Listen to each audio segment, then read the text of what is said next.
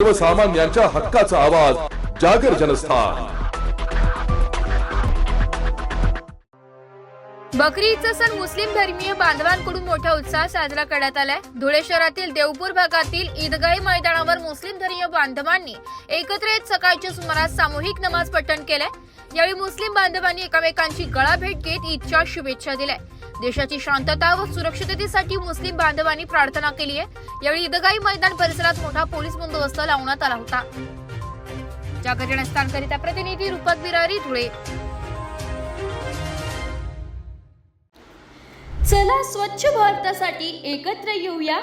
मूर्तिजापूर, महाराष्ट्र येथे प्लास्टिक बंदीला सुरुवात झाली आहे।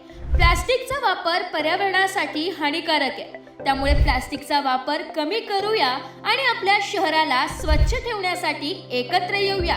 जाणून घ्या प्लास्टिकचा वापर कमी करण्याचे फायदे। प्लास्टिक कचऱ्यामुळे पर्यावरणावर गंभीर परिणाम होतो। प्लास्टिकचा वापर कमी केल्याने आपण आपल्या पृथ्वीची काळजी घेऊ शकतो। प्लास्टिक कचरा शहराला अस्वच्छ करतो, तसेच प्राण्यांची देखील हानी होते। प्लास्टिकचा वापर कमी केल्याने आपले शहर स्वच्छ आणि सुंदर दिसेल।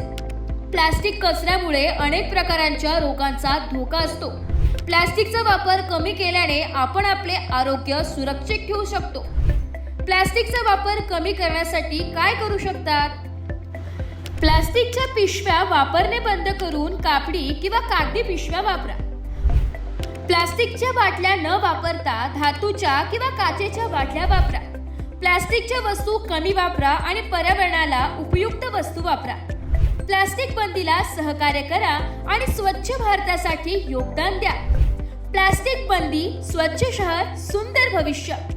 राष्ट्रसंत गाडगेबाबांच्या दशसूत्री कार्यक्रमाचे पालन करूया। नगर परिषद मूर्तिजापूर द्वारा जनहितार्थ जारी।